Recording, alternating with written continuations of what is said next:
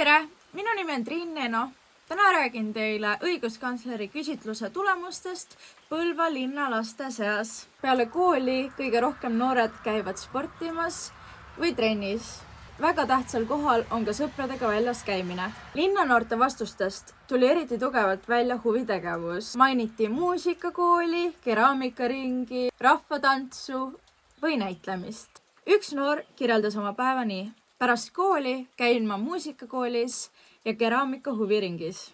Kui küsiti, mida noored teeksid, kui nad saaksid täiesti vabalt valida, jäi kõige olulisemaks aktiivne liikumine ja sport. Samas peeti täpselt sama oluliseks ka sõpradega suhtlemist ja looduses liikumist.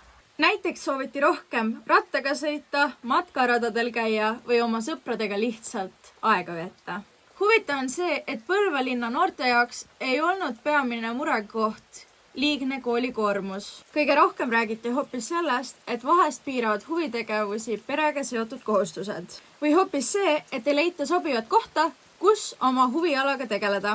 Samas oli väga tore kuulda, et paljudel noortel ei ole takistusi ja nad saavad teha seda, mis neile meeldib. Kokkuvõttes näitavad Põlva linna noorte vastused just seda, et noored tahavad liikuda, käia trennis ja veeta aega sõpradega.